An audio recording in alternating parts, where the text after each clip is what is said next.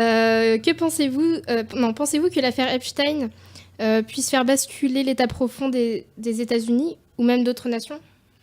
Franchement, je ne pense pas du tout. Alors là, écoutez, je ne sais pas combien de personnes sont impliquées dans l'affaire Epstein. Apparemment, beaucoup de gens. Mais ça n'aura pas de conséquences politiques quelconques. Alors, même si on s'aperçoit que Clinton ou Hillary Clinton sont mouillés plus ou moins de près dans l'affaire Epstein, écoutez, peut-être que ça disqualifiera les Clinton, c'est tout, ça n'ira pas plus loin. Hein, voilà. Moi, ce que je remarque surtout, c'est que je me demande parfois si la presse n'est pas antisémite. Je suis très contrit quand je vois ça, parce que je vois que la plupart des noms qui sont cités de prédateurs sexuels sont des noms juifs.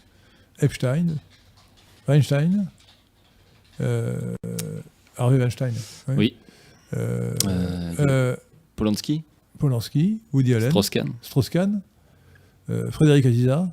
Alors lui, il s'est contenté un tripoteur. Un tripoteur, oui. Il fréquente beaucoup les pince-fesses. Donc c'est quand même assez hallucinant qu'il y ait autant, une telle proportion. Alors, est-ce que ça s'explique par l'antisémitisme des médias? C'est une hypothèse qu'il faut considérer. Hein. Voilà. Vous pensez, ça paraît probable, quand même. Ah, ça me paraît probable. Parce qu'il y a quand même surtout en France. 1% de juifs en France, 2% aux États-Unis. Or, la proportion parmi les prédateurs sexuels était de 85% ou de 90%. Ah, j'ai oublié David Levine, le chef d'orchestre.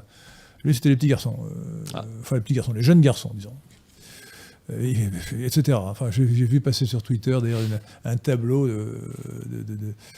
de prédateurs sexuels où ils étaient tous juifs.